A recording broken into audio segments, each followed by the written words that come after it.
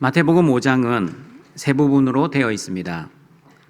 첫 번째 부분은 마태복음 5장 1절에서 16절까지입니다. 예수님은 가장 먼저 팔복과 세상의 소금과 빛에 대해 말씀하시면서 예수님이 이루어 주신 하나님 나라의 하나님의 자녀가 어떤 사람인지, 하나님 자녀라는 존재에 대해 말씀하셨습니다. 두 번째 부분은 마태복음 5장 17절, 20절입니다. 하나님 나라의 하나님의 자녀들이 어떤 기준을 가지고 살아야 하는지, 하나님 나라의 기준인 율법에 대해 말씀하셨습니다. 구약의 율법이 아니라 예수님이 다 이루시고 완전하게 하신 사랑의 율법입니다. 그리고 마지막 세 번째는 마태복음 5장 21절에서 48절입니다. 하나님 나라의 하나님의 자녀들의 신분에 걸맞은 삶, 어떻게 사랑으로 거룩하게 살아야 하는지 구체적 예를 들어 주셨습니다. 10계명, 6계명 살인, 그리고 7계명 간음, 8계명 도둑질, 9계명 거짓 증거를 사랑으로 재해석하셨습니다. 그리고 이어서 하나님 나라에서는 악한 자와의 관계를 어떻게 해야 하는지 말씀하셨습니다. 그러므로 여러분, 신앙생활을 잘 하려면 관계를 잘 맺어야 합니다.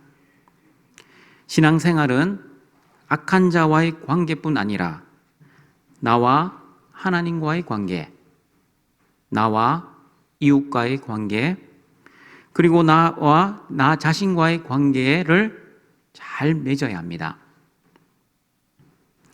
마태복음 6장은 하나님 나라에서 하나님의 자녀들이 어떤 관계를 형성하고 신앙생활을 해야 하는지 마태복음 5장에 이어 계속 말씀하고 있습니다. 그래서 마태복음 6장의 구조는 다음과 같습니다. 마태복음 6장 1절에서 4절의 구제는 나와 이웃과의 관계, 마태복음 6장 5절에서 15절의 기도는 나와 하나님과의 관계, 그리고 마태복음 6장 16절에서 18절의 금식은 나와 나 자신과의 관계, 그리고 마태복음 6장 19절에서 34절의 보물을 하늘에 쌓아두라는 말씀은 나와 재물과의 관계에 대한 말씀입니다. 오늘은 나와 이웃과의 관계인 구제에 대한 말씀을 통해 구제를 할 때 무엇을 조심해야 하는지, 그리고 구제를 올바르게 하려면 어떻게 해야 하는지 하나님의 말씀을 듣고자 합니다. 예수님께서는 마태복음 6장 1절에서 이렇게 말씀하셨습니다. 같이 읽어봅니다. 사람에게 보이려고 그들 앞에서 너의 의를 행하지 않도록 주의하라. 그리하지 아니하면 하늘에 계신 너희 아버지께 상을 받지 못하느니라. 등촌가족 여러분, 구제는 선한 행동입니까? 아니면 의로운 행동입니까? 얼핏 생각하면 어려운 이웃을 돕는 구제는 착하고 선한 행동처럼 보여집니다. 그러나 예수님께서는 너의 의를 행하지 않도록 주의하라고 하시면서 구제는 의라고 말씀합니다. 그러므로 여러분, 성경에서는 선과 의의 개념은 다릅니다. 착한 것과 의로운 것은 다르다는 말입니다. 구제를 많이 하고 불쌍한 이웃을 도와주면 착한 사람이라고 인정은 받을 수 있지만 의로운 사람일 수도 있고 의로운 사람이 아닐 수도 있습니다. 세상에서는 구별 없이 착한 사람 그리고 의로운 사람이라고 말을 하지만 성경에서는 선의 개념과 의의 개념은 다른 개념입니다. 의는 하나님과의 올바른 관계입니다. 그러므로 의로운 관계에서 나오지 않은 선은, 다시 말하면 하나님과 관계없는 선은 성경에서 선이라고 하지 않습니다. 무슨 뜻이냐면 여러분, 불신자가 아무리 착한 행동을 하고 선을 행해도 하나님 보시기에 의로운 행동이 아닙니다. 하나님과 올바른 관계를 맺고 있는 의인이 하는 그 선한 행동을 성경에서는 선이라고 합니다. 그러므로 등촌가족 여러분, 착한 행동은 반드시 하나님으로부터 나와야 합니다. 성경에서 말씀하는 의로운 행동은 하나님의 사랑과 하나님의 은혜를 받은 사람, 즉 하나님과 올바른 관계를 맺은 사람이 하나님의 그 크신 사랑과 은혜에 감사해서 이웃을 사랑하고 구제하고 섬기는 행동입니다. 만약 자신의 착한 성품과 선함으로 착한 행동을 하면 그것은 하나님의 의가 아니라 자신의 의가 될 수 있습니다. 그러므로 예수님께서는 사람에게 보이려고 그들 앞에서 너의 의를 하지 않도록 주의하라고 경고하셨습니다. 왜냐하면 의는 하나님과 올바른 관계이기 때문에 구제는 하나님 앞에서 해야지 사람 앞에서 사람에게 보이려고 구제해서는 안 되기 때문입니다.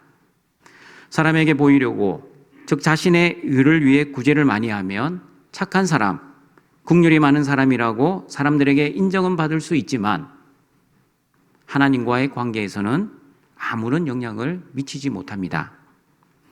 그러므로 예수님께서는 사람에게 보이려고 자신의 의를 행하면 하늘에 계신 너희 아버지께 상을 받지 못한다라고 단호하게 말씀하고 있습니다. 그러므로 여러분, 가장 경건한 신앙생활인 구제와 기도와 금식도 타락할 수 있습니다. 어떻게 하면 타락합니까? 하나님 앞에서가 아니라 사람에게 보이려고 구제하고, 사람에게 보이려고 기도하고, 사람에게 보이려고 금식하면 타락할 수 있습니다. 그러면 구제는 어떻게 해야 합니까? 예수님이 구제할 때 조심해야 할 태도에 대해 첫 번째, 마태복음 6장 2절에서 이렇게 말씀하셨습니다. 같이 읽어봅니다. 그러므로 구제할 때에 외식하는 자가 사람에게서 영광을 받으려고 회당과 거리에서 하는 것 같이 너희 앞에 나팔을 불지 말라. 진실로 너희에게 이르노니 그들은 자기 상을 이미 받았느니라. 구제할 때 사람에게 영광을 받으려고 구제하지 말아야 합니다. 여러분, 외식하는 자는 헬라어 히포크리테스입니다. 히포크리테스는 위선자, 사칭하는 자라는 뜻입니다. 히포크리테스는 히포크리노마이라는 단어에서 유래되었는데 히포크리노마이는 가장하다, 가면을 쓰다라는 뜻입니다. 연극 배우가 무대 위에서 가면을 쓰고 연극을 하는 것에서 유래된 단어가 바로 외식하는 자, 히포크리테스입니다. 그러므로 여러분, 외식하는 자는 가면을 쓰고 연극을 하고 있는 사람입니다. 거룩하지 않은데 거룩한 척 연기하고 있는 사람, 정직하지 않은데 정직한 척 가면을 쓴 사람, 그리고 신앙이 좋은 척, 믿음이 좋은 척 연기하고 있는 사람이 바로 외식하는 사람입니다. 그러면 여러분, 외식하는 자가 왜 가면을 쓰고 경건한 척, 거룩한 척 연기를 하고 있습니까? 사람에게 영광을 받기 위함입니다. 사람들의 칭찬과 인정을 받기 위함입니다. 남들이 하기 싫어하는 봉사와 구제를 하면 사람들이 어떻게 이런 봉사를 합니까? 이렇게 힘든 구제를 합니까? 참 대단하십니다. 집사님은 참 믿음이 좋은 사람인 것 같습니다. 라고 칭찬을 합니다. 목사님, 제가 교사 40년 차입니다. 찬양대 35년 차입니다. 그리고 주차봉사 20년 차입니다. 등촌가족 여러분, 오랜 세월 봉사하고 섬긴 것 참으로 훌륭하십니다. 그러나 연차보다 더 중요한 것은 얼마나 진실되게, 성실하게, 그리고 하나님 앞에서 충성되게 봉사했느냐가 더 중요합니다. 다시 말하면 사람 앞에서 했느냐, 하나님 앞에서 했느냐입니다.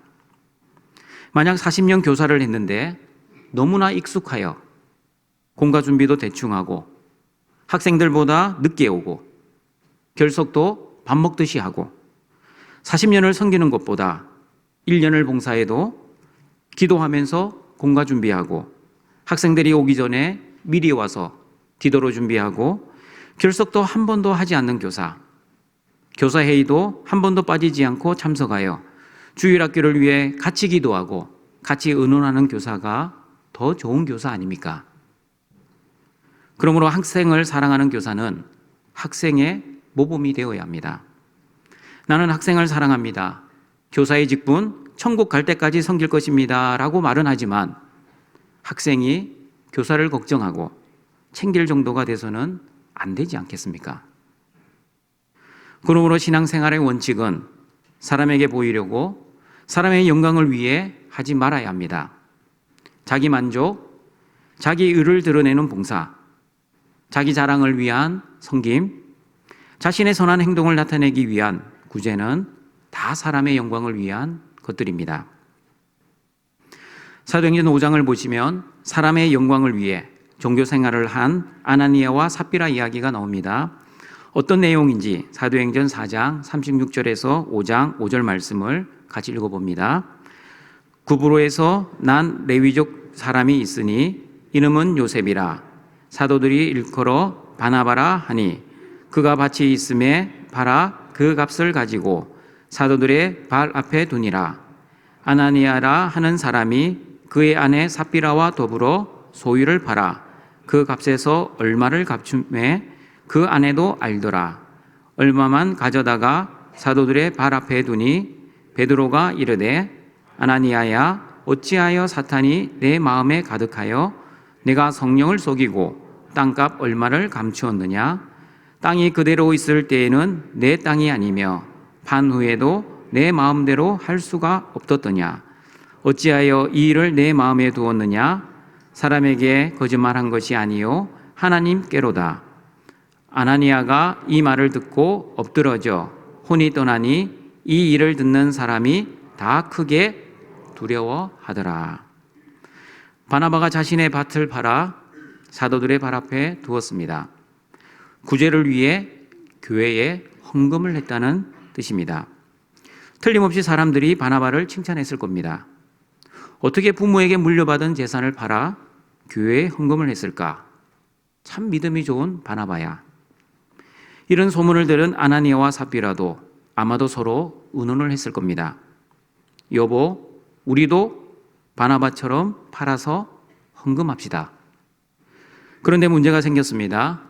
아나니아와 삽비라가 생각한 것보다 땅값이 상당했습니다. 그러자 마귀가 아나니아를 이렇게 유혹했습니다. 너희가 생각했던 금액보다 땅값이 많이 받았으니 너희가 원래 계획했던 금액만 헌금하고 나머지는 너희 자녀들을 위해 남겨두면 하나님도 이해해 주실 거야. 그러나 여러분, 하나님께서는 이해해 주시지 않으셨습니다. 오히려 심판하셨습니다. 땅을 판 금액의 일부를 감춘 것을 사탄의 마음으로 성령을 속이는 범죄로 보았습니다. 사람에게 거짓말한 것이 아니라 하나님께 거짓말한 것으로 간주하셨습니다. 왜냐하면 사람의 영광을 위해 하나님의 영광을 가로챘기 때문입니다. 하나님의 나라, 즉 교회의 순수성을 훼손시켰기 때문입니다. 자신의 의를 위해 하나님의 교회를 이용했기 때문입니다. 그러므로 동청가족 여러분, 우리가 구제할 때 반드시 하나님의 영광을 위해 구제해야 합니다. 사람에게 보이려고 하는 구제, 자신의 의를 위한 구제, 사람의 영광을 위한 구제는 하나님이 받지도 않으실 뿐만 아니라 오히려 심판의 대상이 될 것입니다. 사람들이 얼마나 사람의 영광을 위해 구제를 했는지 2절 말씀을 보시면 해당과 거리에서 나팔을 불었다고 말씀합니다. 여러분, 해당과 거리는 원래 사람들로 붐비는 장소입니다. 굳이 나팔을 불지 않아도 사람들로 북적거리는 곳입니다. 그런데 왜 굳이 나팔을 불고 있습니까? 그 많은 사람들에게 주목을 받기 위함입니다. 한 사람이라도 나의 구제에 대해 알리고 그 구제를 알아달라고 사람들이 많은 장소인 회당과 거리에서 나팔을 불고 있습니다. 가난한 사람을 모으려고 나팔을 부는 것이 아닙니다. 내가 이만한 돈으로 구제하니 사람들에게 나의 이 선한 행동을 알아달라고 자신의 의를 자랑하고자 나팔을 불고 있습니다. 그러나 여러분, 저와 여러분이 믿는 전능하신 하나님은 다 알고 계십니다. 자신의 의를 위해 하는지 하나님의 의를 위해 하는지, 사람의 영광을 위한 구제인지 하나님의 영광을 위한 구제인지, 사람에게 보이려는 선행인지 하나님께 보이려는 선행인지를 다 알고 계십니다. 그러므로 예수님께서는 그들이 자기 상을 이미 받았다고 말씀하십니다. 무슨 뜻입니까? 사람들에게 이미 상을 받았기 때문에 더 이상 천국에서 받을 상이 없다는 뜻입니다. 여러분은 어떻게 생각하십니까? 천국에서 하나님께 상을 받는 것이 좋습니까? 아니면 이 땅에서 사람들에게 상을 받는 것이 좋습니까? 저는 하나님께 상을 받는 것이 훨씬 좋습니다. 그러면 사람들의 칭찬과 인정이 좋습니까? 아니면 하나님의 칭찬과 인정이 좋습니까? 이것도 당연히 하나님의 칭찬과 인정이 훨씬 좋습니다. 왜냐하면 사람들의 칭찬과 인정은 일시적이지만 하나님의 칭찬과 인정은 영원하기 때문입니다. 그리고 사람들의 칭찬과 인정은 눈에 보이지 않는 말 뿐이지만 하나님의 상은 천국에서 받는 실질적인 상이기 때문입니다. 예수님께서는 사람들의 상과 칭찬을 좋아하는 사람들을 향해 마태복음 23장에서 이렇게 평가하셨습니다. 화 있을진저 외식하는 서기관들과 바리새인들이여. 여러분, 저와 여러분도 하나님께 화 있을진저 외식하는 등천교회 목사와 성도들이여 라는 소리를 듣지 않도록 사람들 앞에서 가면 쓰고 거룩한 척, 진실한 척 연기하지 마시고 하나님 앞에서 진짜 진실하게 그리고 진짜 거룩하게 신앙생활 하시는 등촌의 가족들이 되시길 바랍니다. 그리고 여러분, 외식하는 자가 왜 불쌍한지 아십니까? 하나님께 상을 못 받는 것도 불쌍하지만 그것보다 더 불쌍한 것이 있습니다. 외식하는 자는 겉과 속이 달라 자기 스스로도 속고 있다는 것을 자신이 모르고 있다는 사실입니다. 자신은 은혜를 받고 있다고 생각하고 있는데 실상은 삶 속에서 하나님의 은혜를 누리지 못하고 살아가고 있습니다. 오랜 세월 믿음 생활을 해왔기 때문에 자신은 믿음이 좋다라고 생각하지만 실상은 믿음이 없는 사람입니다. 신앙이 좋다라고 생각하지만 실상은 신앙이 없는 사람입니다. 왜 그렇습니까? 자신이 하고 있는 그 외식이 자신조차 속이고 있다는 사실조차 모르고 있어 자신이 신앙이 좋은 사람, 믿음이 큰 사람, 은혜가 충만한 사람으로 착각을 하고 있기 때문입니다. 그러나 자신만 모르지 남들은 다 알고 있습니다. 아니, 세상 사람들도 알고 있습니다. 그 사람이 진짜 신자인지 신자인 척 하고 있는지, 거룩한 사람인지 거룩한 척 하고 있는지, 신실한 사람인지 신실한 성도인지 세상 사람들도 다 알고 있는데 정작 본인은 모르고 있습니다. 그러므로 등촌가족 여러분, 내가 외식하는 사람인지 외식하지 않는 사람인지 진지하게 한번 점검해 보시길 바랍니다. 어떻게 점검할 수 있습니까?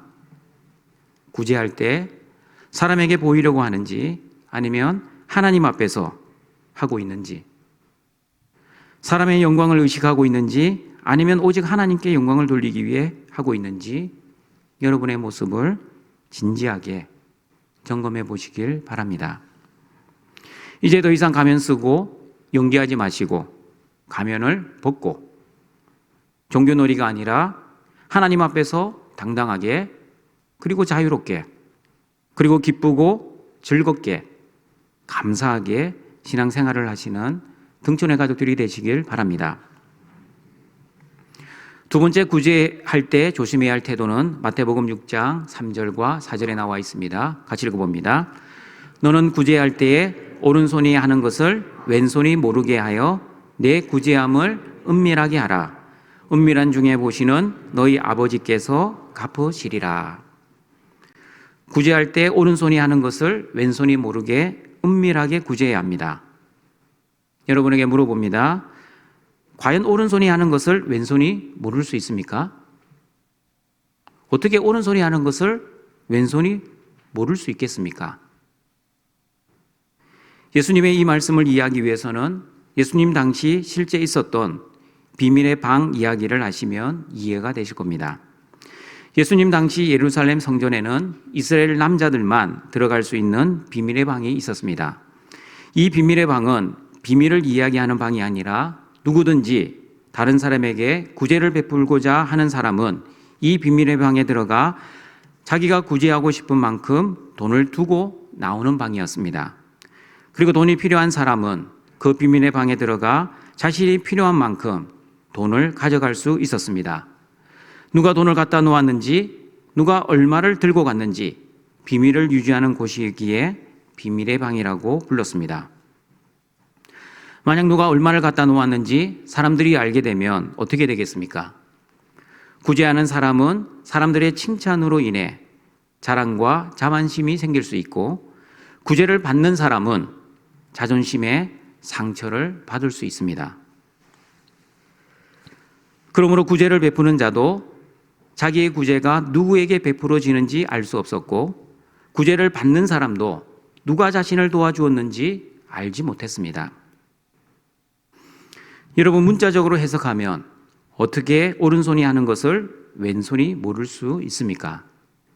오른손이 무엇을 하는지, 언제 했는지, 얼마만큼 했는지 왼손은 다 알고 있습니다. 그러나 예수님 말씀의 의도는 비밀의 방처럼 구제하는 사람이 자기가 구제한다고 사람들에게 떠벌려서도 안 되고, 그리고 은근히 자랑해서도 안 되고, 자기 만족이나 자기 도취에 빠져서도 안 된다는 것을 강조하신 것입니다. 그러므로 예수님은 은밀하게 구제하라고 하셨습니다. 여러분, 사랑 고백 해보셨습니까? 한 번도 사랑 고백 안 해보셨습니까? 마치 안 해본 사람처럼 저를 쳐다보는데요. 분명히 해보셨을 겁니다. 사랑 고백은 회당이나 거리에서 나팔을 불고 사랑 고백하지 않습니다. 이렇게 사랑 고백을 하면 천박해 보입니다. 그러므로 진정한 사랑 고백은 둘만의 조용한 장소에서 진실하게 고백해야 합니다. 마찬가지입니다. 구제하는 것은 하나님께 사랑을 고백하는 것과 같습니다. 진실한 사랑 고백은 조용한 장소에서 은밀하게 하는 것처럼 하나님께서는 구제도 조용한 장소에서 은밀하게 그리고 진실하게 하는 것을 좋아하십니다. 그러므로 구제는 자랑하지 않고 떠벌리지 않고 조용히 은밀하게 해야 합니다. 왜냐하면 은밀하게 구제해도 하나님이 다 보고 알고 계시기 때문입니다. 그리고 은밀하게 구제하라는 말씀은 사람의 뜻이 아니라 하나님의 뜻대로 구제하라는 말씀입니다. 구제는 아무도 모르게, 그러나 하나님은 다 알고 계시니 하나님의 영광을 위해, 하나님의 뜻을 위해 구제해야 합니다. 구제단체에서 들은 이야기입니다. 사람들이 구제단체에 기부를 하는데 너무나 형편없는 물건들을 기증을 한다고 합니다. 자신들이 쓸 수 없을 정도로 낡은 옷과 기구들을 기증받으면 마음이 무척 힘들다고 합니다. 기부단체에서 그런 쓰레기 같은 물건을 기증받으면 이중으로 힘듭니다. 첫 번째는 쓰레기 처리 비용이 들어서 힘들고, 두 번째는 자신들이 쓰레기인 것 취급받는 것 같아서 마음이 힘들다고 합니다. 구제도 마찬가지입니다. 자신의 뜻대로 구제하지 말고 상대방의 뜻을 배려하며 구제해야 합니다. 무엇보다도 구제할 때 하나님의 뜻을 고려하며 구제해야 합니다. 자신의 뜻대로 구제하면 자기 자랑과 자기 의를 내세울 수 있지만, 하나님의 뜻대로 구제하면 하나님의 의를 드러내며 하나님 영광이 될 것입니다. 그리고 여러분, 사람의 본성에는 악한 죄성이 남아있기 때문에 자신이 선한 행동을 했으면 남이 나를 칭찬해주고 인정해주는 것도 원하지만 내가 먼저 남에게 인정받기를 원할 때도 있습니다. 그래서 남이 인정해주지 않으면 섭섭해하고 서운해합니다. 등촌가족 여러분, 진정한 용서는 어떻게 해야 하는지 아십니까? 내가 이번에 너를 용서하는 것은 5번째야. 5번째 용서해 주는 거니 너는 나에게 감사해야 돼. 라고 용서하는 것은 진정한 용서가 아닙니다. 진정한 용서는 자신의 용서를 자랑하거나 상대방의 자존심을 힘들게 하지 않는 것입니다. 하나님처럼 아무런 조건 없이 용서하는 것이 바로 진정한 용서입니다. 진정한 구제도 마찬가지입니다. 이번에 도와주면 10번째 도와주는 것입니다. 그러니 내가 이번 한 번만 도와줍니다.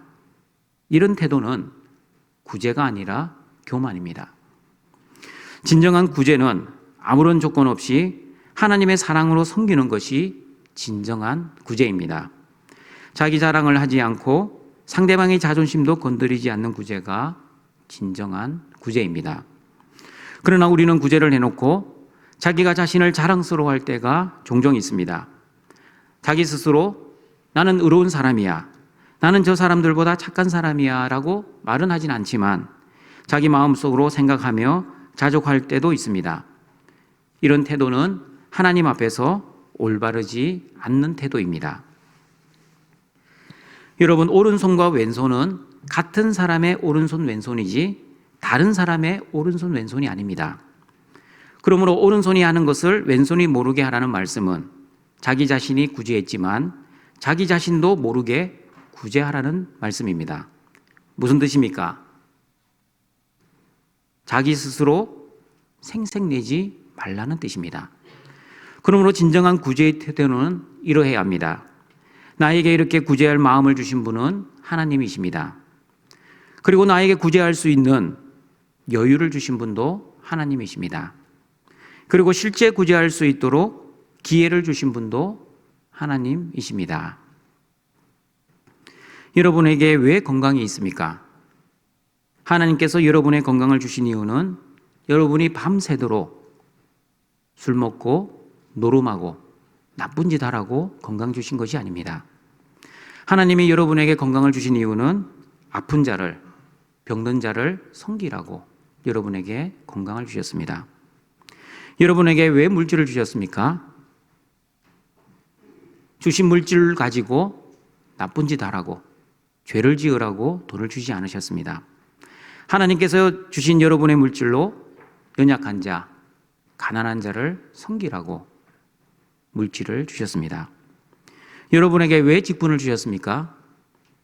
하나님께서 여러분의 직분으로 성도를 완전하게 하고 교회를 섬기고 봉사하라고 주셨습니다.